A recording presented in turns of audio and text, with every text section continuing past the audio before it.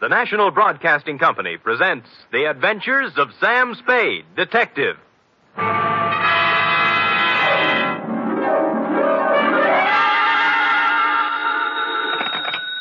Spade Detective Agency. Me, sweetheart. Oh, you. What's the matter now? Oh, nothing.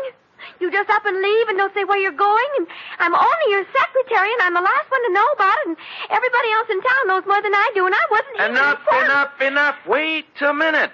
How did everybody in town know about it? Well, it was in the newspapers, that's all.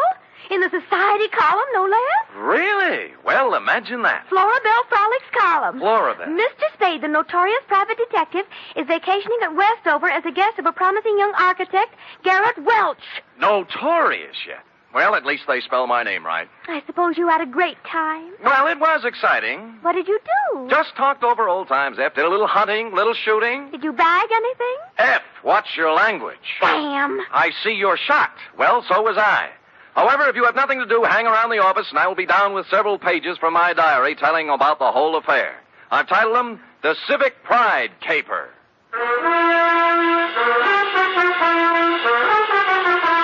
For NBC, William Spear, radio's outstanding producer-director of mystery and crime drama, brings you the greatest private detective of them all, starring Stephen Dunn in The Adventures of Sam Spade.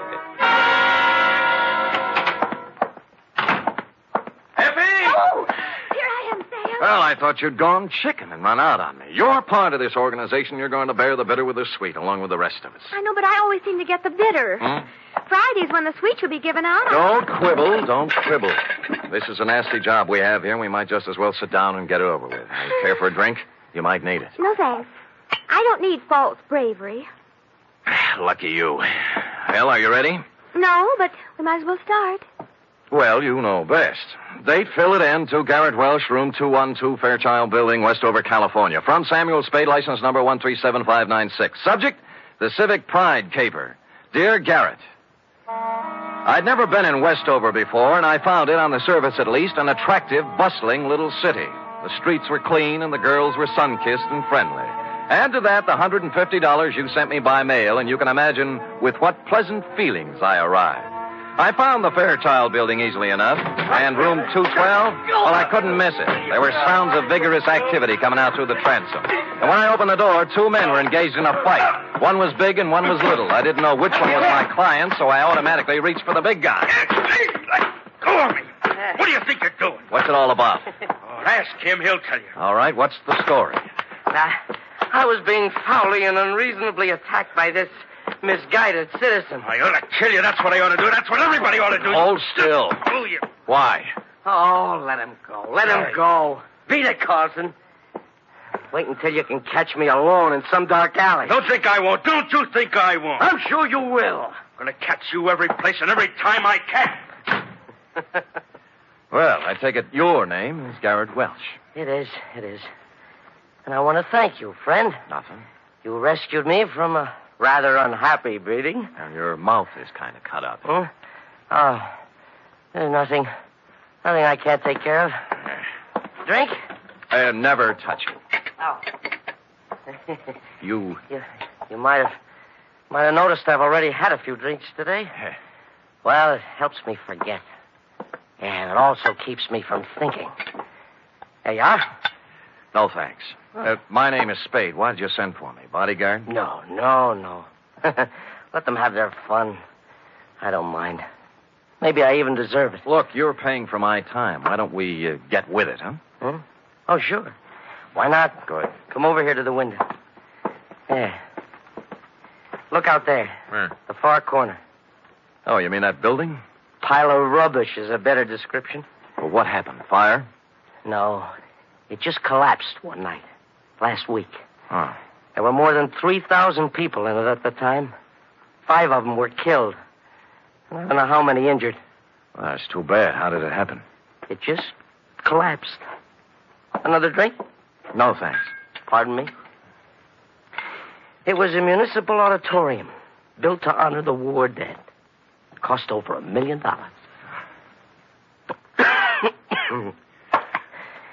I was the architect. Oh. Yeah. I was picked by the townspeople for the singular honor of designing the fond memorial. Well, now they have something to remember. What'd you do wrong? Nothing. Nothing. Somebody cheated in the building of it. Somebody didn't follow my plans. I don't know who it is. I don't know who it was. Or just where to place the blame. So, you're a private investigator? What can you do? Get you some black coffee and ask you some questions.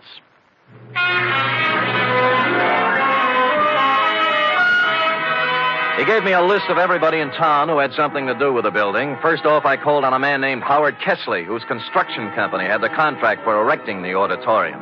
Kessley lived in an elegant house on a well-guarded estate. And after they took my gun away from me, they let me in. I waited in a room tastefully decorated with original oil paintings and oriental rugs.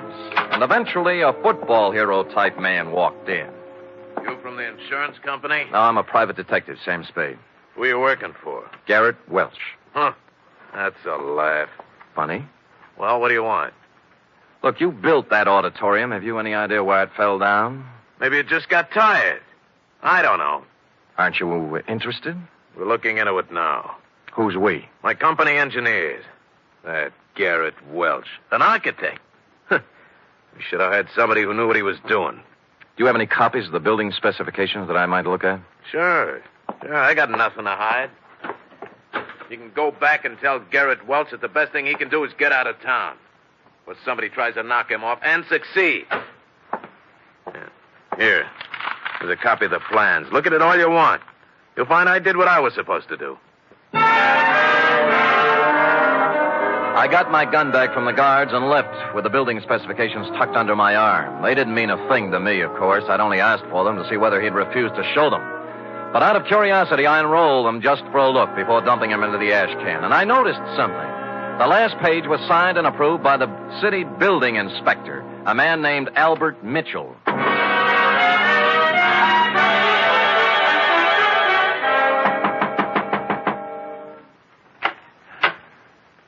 Well? Well, I don't usually receive callers at this hour, but you're a little better looking than the ordinary caller. Come in. She was slim and auburn-haired and wore an insolent smile that was interesting, and a clinging silk thing that was interesting. She looked me up and down, and she took so long at it. Okay, what is it? Magazines? The gas meter? Or did you just lose your way? I'd like to talk to Albert Mitchell. Oh, he's a dull conversationalist. You wouldn't have any fun. Well, I wasn't exactly looking for laughs, Mrs. You are Mrs. Mitchell? More or less. Right now, less. Soda or water? What? And your drink. Oh, thanks, but I took the pledge last Halloween. What did you want to talk to Al about? Well, what else? The auditorium that collapsed. Well, he stepped out for a while. Why don't we just make ourselves comfortable? You have a standard answer when I'm on duty. Thanks anyway. Duty? You a cop? I've never seen you around this town before. Private-type investigator. Sam Spade. My name's Kitty. You don't have to worry about Al busting in on us. I don't think he'll be back this week. That's what I thought, you holding open house and all. What's the matter? The pressure get too heavy for him? Look, Sam, they had a hearing a couple of days ago. It was all decided. Nobody was to blame. I think Al went fishing or something. Where is he? How should I know? I'm only his wife. Well, you know what they say about a man who runs. Yeah, so why don't you stick around? You don't look like a coward to me. Well, when it comes to redheads, I really am. So long, Kitty. But... Oh, by the way, if Al does ever show up, tell him I took a room at the Embassy Hotel. I'd like him to call me. I won't tell him a thing. Come back here, you coward. Hey, Sam!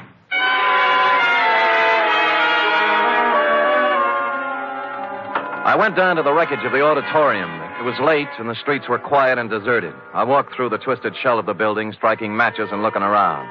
I didn't know what I was looking for, but apparently I wasn't the only one visiting the scene of the crime. I was standing just inside the gutted remains of what was once the lobby when it happened. Gunfire cut loose at the back of the building. I ran toward the noise, and when I turned the back corner, I saw a cloud of plaster dust where the shots had apparently been fired. There were no people or cars in sight, but on the sidewalk, on hands and knees, was a man. Rats. Double-crossing dirty rats. Save me. Don't let me die. Kitty. He grabbed my legs and tried to pull himself up. His face was a gargoyle of pain. I reached down to help him, but he slipped back to the sidewalk, dead. 4 bullets had gone through his back. A billfold fell out of his pocket. It was loaded with identification, and everything said Albert Mitchell, age 40, occupation, building inspector.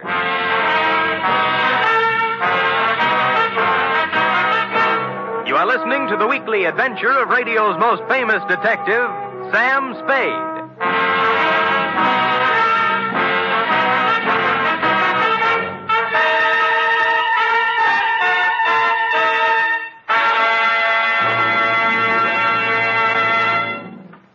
Three chimes mean good times on NBC. This Sunday, Theater Guild on the Air presents an exciting 1-hour adaptation of the Broadway stage comedy Light Up the Sky. Starring in this Theater Guild production are Joan Bennett, Sam Levine, and Thelma Ritter. And on Sunday, you're invited to another hour-and-a-half broadcast of The Big Show, starring Eddie Arnold, Jack Carson, Eddie Cantor, Olivia de Havilland, Martha Ray, Meredith Wilson, and many more. Your MC, of course, is the glamorous and unpredictable Tallulah.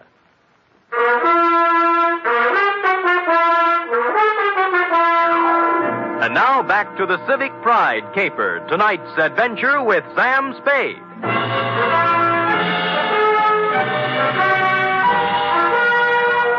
A good many other people had heard the sound of Albert Mitchell's assassination, and before long a crowd had gathered.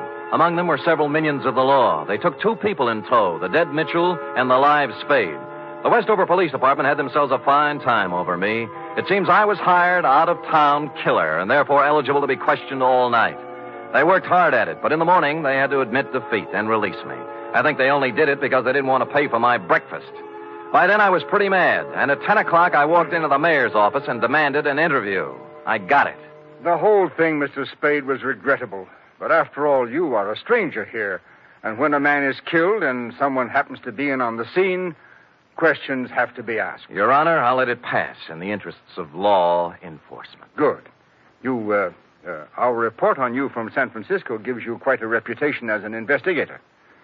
Do you have any theories that might help us in this murder of Mitchell? Well, I could hazard an expert guess that it's tied in with the building scandal, the auditorium collapse. By the way, what's being done officially to fix the blame for that? The city council held its investigation of the unfortunate affair last week, and as far as we can determine, no one is directly responsible. No one? Oh, come, Your Honor.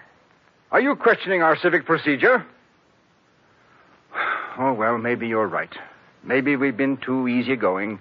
We're all neighbors here. Yes, I'm friends. conducting an investigation for a client who certainly has a right to know what's going on insofar as a good many citizens seem to feel he's to blame. Oh, yes, Mr. Welch. Well, he's not to blame. No one is. You must pardon my abruptness, Mr. Spade, but the events of the past week have been a little more Yes, I know. Tell me, Albert Mitchell, as building inspector, must have approved the building of the auditorium. Now, was he a reliable man? Yes. Wait a minute. You don't think... I think he was killed by somebody who wanted him to keep his mouth shut. Now, what about the contractor, Howard Kesley? Kesley? Born here. Brought up here. He's built about 1/3 of the structures in Westover. Uh-huh. Every one of them, except the auditorium, is standing today. No, I don't think you can build up a case... I'm just examining the possibilities, all right? You have to begin with the people who had something to gain from this thing. Where there's graft, there might be murder. Where are the purchase orders for the materials used in this building? That was the first question I asked. I was told they were destroyed with all the other useless paperwork that accumulated from the construction job. Oh, great. That certainly makes it convenient for somebody. Mr. Spade, I don't wish to... And I can't believe, as you apparently do, that this town's population is crooked and rotten. So if I come across any information that will help clear the good name of Garrett Welch, you can be sure that I'll be happy to bring it to your attention. Until then, I bid you good day, sir. I could understand Mayor Sullivan's desire to protect the fair name of his city, but I had to take a meaner view of at least one Westover citizen. I found out where Albert Mitchell did his banking, and misrepresenting myself as a collection agent, pried into his holdings. Let me see now, Mr. Humboldt. I really shouldn't give out this kind of information, but in your case, when you have a claim against the estate, Oh, yes, here it is. He has $300 in his account. That's all. What kind of deposits did he make? Oh, just paychecks mostly. He was a $7,500 a year man. Every Friday he deposited $150. Any deposits larger at any time? Oh, yes. 4 deposits of $5,000 each in the past year. Well, what do you know? As I recall Mr. Mitchell saying, there were payments from an estate he inherited. Well, thank you, Mr. Carter. You'll hear from my company soon, I'm sure. Yes. Oh, what was the name of your company again, for my records? Amalgamated Whistle. Oh, yes. Preferred. Oh, yes, of course. That inheritance gag was right out of the Kefauver investigation. An inheritance is paid in a lump sum, practically never in 4 payments of $5,000 each. I didn't know whether Mrs. Mitchell was receiving, but I decided to find out. When I knocked at her door, all was quiet inside, but a second after my knock, there was a burst of sorrow. When she came to the door, there were 2 rather impossible-sized tears flowing down her face. For widow's weed, she wore a black dress, tight, satin, and low cut. Oh, Mr. Spade, I'm in no mood for talking now. Oh, just for a moment. May I come in? I guess so. I'm really kind of alone and lost. What is it you want? I must apologize for intruding on your bereavement, Mrs. Mitchell. I'm not usually as callous. Oh, that's all right. But I'm not sure I can help you any. I'm so broken up. What is it, camphor? What? Whatever you used to make those tears. All right, so I can't really cry. I never have, but it's expected of me. Yeah, all right. In that case, I sympathize with you. What do you want? Kitty, your dear departed husband made $7,500 a year and deposited $20,000 in 8 months. Now, what about it? I don't know anything about his money. All I know is that the bank told me he had only $300 left. What'd he do with it? He spent it on other women. Oh, I see. So the artificial tears do make sense, I guess. No, you don't understand. It's not that simple. It's funny, Sam, because I really mean it. Oh, I know how stupid I look in these clothes. And I did use camphor on my eyes because I wanted to cry. I wanted to cry for all the good days and the good years Al and I had. But the bad years kept getting in between, and I couldn't do it. I like you better all the time, Kitty. I knew you were real pretty. Now it turns out you're pretty real. I really loved him, and he loved me. But we kicked it away because we both wanted more excitement than this town or his salary could give us. There was no place to go. We just didn't get along. He was out spending his money on other women, being a big shot. I can't blame him, though. I helped make him do it. What about the money? He got it for falsifying the auditorium inspection papers, didn't he? Well, he didn't get it for inventing television. Who paid him? Sam, don't ask me anymore. Well, you do know where the $20,000 came from, don't you, Kitty? Don't, Sam. I'm scared. You know what you ought to do? You ought to come back to San Francisco with me. Let me help you get a job there. You can make a fresh start. You're not kidding. I give you my word. I ought to have my head examined for trusting you, but I'm going to do it. Al got that money from the Central Cement Company for, quote, an advisory capacity, unquote. Mm-hmm. You know who owns the Central Cement Company? Howard Kessley? Warm, but not quite. His brother. Last night when Al showed up in town, he was gunning for trouble. Why? He said they were going to make a fall guy out of him, and that he wasn't going to take the blame for anybody. That's what he said. Uh-huh. But I think he ran out of money and wanted to make a touch in exchange for disappearing again, for good. And you think Kessley shot him or his brother? I can't think, and I don't know anything else. Now, do I get to San Francisco? I'll be back for you. All right, but make it fast. And don't leave me here, because if anything happens to me, Sam, it'll be on your conscience. She walked to the door with me and kissed me on the cheek, and it was nice. No more than that. It was nice. Next stop, the Central Cement Company offices. Statement of Howard Kessley's brother, Ralph. I'll explain it to you in simple terms. We supplied cement for a lot of buildings in this part of the country. When you want to build something, you submit a bid. When you want to know what kind of a bid to submit, you ask an expert. Mitchell was our expert, and we didn't expect him to work for nothing. You mean Mitchell tipped you off as to what other firms were bidding? Well, call it anything you want. It's done all the time. I found Garrett Welch, my architect client, slumped over his desk, much the worse for drink, and it took a good half hour with coffee and wet cloths to bring him around to something resembling normal. I was proud of that building, Mr. Spade. As proud once as I am ashamed of it now. I spent 4 years at a prominent American college and 2 years apprenticeship with a great architect to prepare myself to come back here and make this the most beautiful city in the West. Well, you must have watched them build it. What went wrong? That's the point. I wasn't here. They sent me to Chicago to study. And I bid for it. What they really wanted was for me to be out of the way. Who are they? The city council. Oh, why bother? Just tell me how much I owe you and we'll just forget it. Nobody's going to indict anybody for anything. Well, somebody's responsible for the building and for Mitchell's murder, and we'll find him. We? Yeah. If you lay off that bottle for a while and work with me, maybe we can do it. All right. All right. No more booze. I'll stop feeling sorry for myself and start getting mad. Hey, where you going? I'm going to start at the top. I'm going to try to get the mayor to help.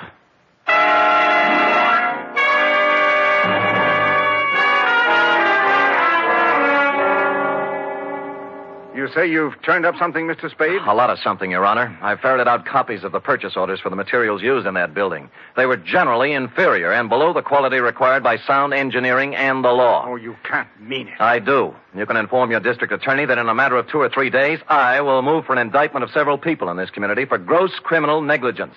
Now, I want to know whether or not I'll have your full cooperation. There's no question of that. I'll cooperate with you fully to prosecute. Thank you, Your Honor, and good day. Just a minute. Yeah? About Howard Kesley. What about him? Do you still consider that he is subject to suspicion? The families of the 5 people who died in the ruins would think anybody who was concerned in the building project were subject to suspicion, Your Honor. Mr. Spade, you know about politics. Certain people contributed campaign funds and got me votes. Kesley? I've been in a difficult position. I've been weak, perhaps. Maybe I haven't wanted to look too closely at certain possibilities in this horrible affair, but I promise you I won't stop now. It doesn't matter what happens. My first duty is to the citizens of this town. Well said, Your Honor. Just tell the same thing to the other members of the city council. Tell them that if I kick the lid off this garbage can, it's going to make Westover smell pretty bad. You'll hear from me, Mr. Spade. I guarantee you.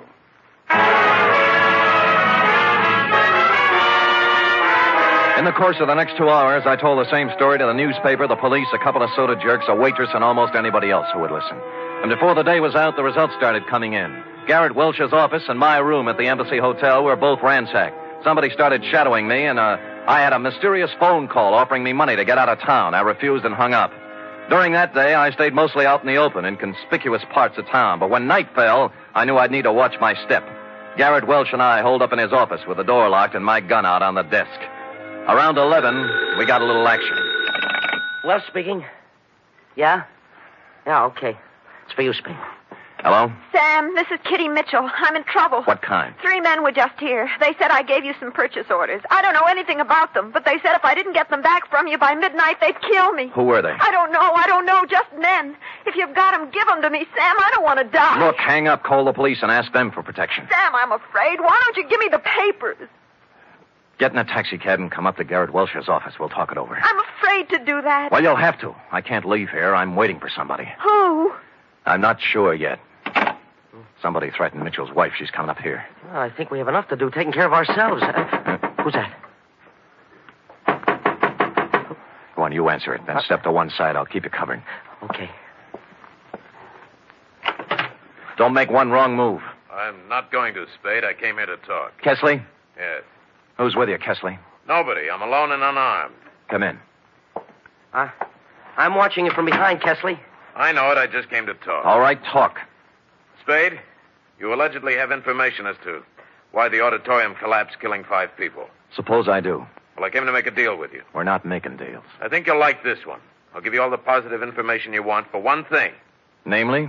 A 48-hour head start out of town. Why should we give you that? Because nobody, least of all myself, thought the building would collapse. It's true I used inferior materials, but I had to. What does that mean? There's a man in this town.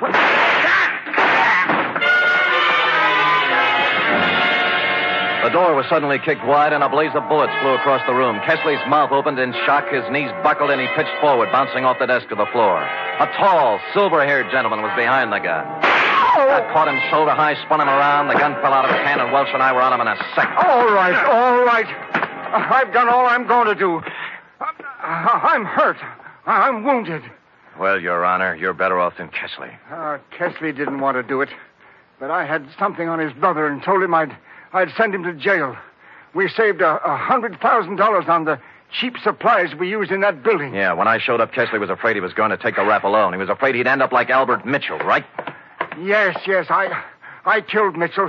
He wanted more money. You killed him, you... Kitty, don't put it down! She had come in while we were talking and picked up the gun Mayor Sullivan had dropped. Her one shot hit him in the chest. Then she let the gun slip through her fingers and just stood there. Then you know what? She cried. Real tears. Period. End of report. Sam, what an awful tragedy. It was indeed, F. Of course, in a few minutes, the place was full of police, and we turned her over. Well, what do you think's going to happen to her, Sam? I'd rather not think about that, Effie. Now, how about typing it up?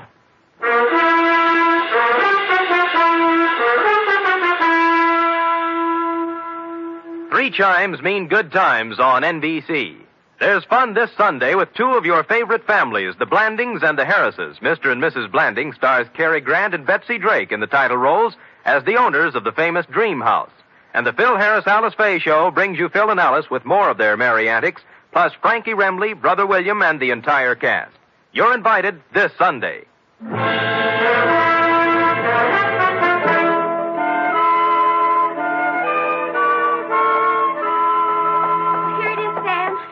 Well, I'll take your word for it. I'm not going to read it again. Why did the mayor come in and shoot the building contractor in front of witnesses?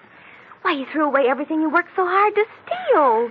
Why? That is a good question, F. Saved by the knock. Come in. This is Sam Spade's office. It is? I'm Lyle Rooks. You expect me to believe that? I'm Western editor of Radio Television Mirror magazine. Well, you know best. I just wanted to tell you that in our annual awards poll, nationwide, the American listeners have chosen Steve Dunn as their favorite detective. Steve Dunn, not me? Be quiet, Sam. So here, sir, is your citation. You may want to frame it. Put it up in your office. Why? Thank you. Goodbye. Well, Steve Dunn. He's the man that plays you on the radio, Sam. Oh, he's handsome. Well, do you love him better than you love me when I'm burning up with passion for you? Are you really burning up, Sam? Well, I'm beginning to smolder a little. Come here and tell me about love. Oh, well, I don't know much about it, Sam. Not as much as I'd like to know. Well, I'm sorry. Sorry, I don't have a teacher's permit for the state of California. Good night, Sam. Good night, sweetheart.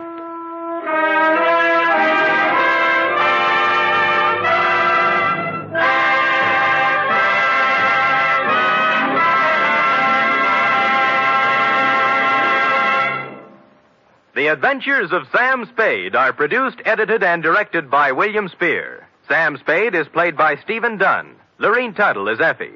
Also in the cast were Shirley Mitchell, Jack Crucian, Sidney Miller, Paul Frees, Herb Rawlinson, and Lou Merrill.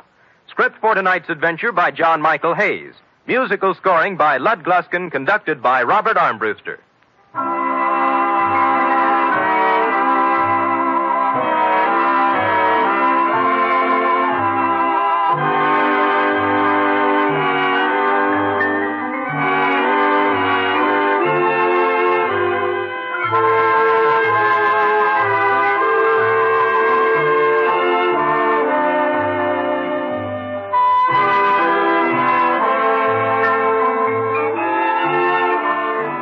Join us again next week, same time, for another adventure with Sam Spade. Tomorrow, enjoy the exciting Man Called X on NBC.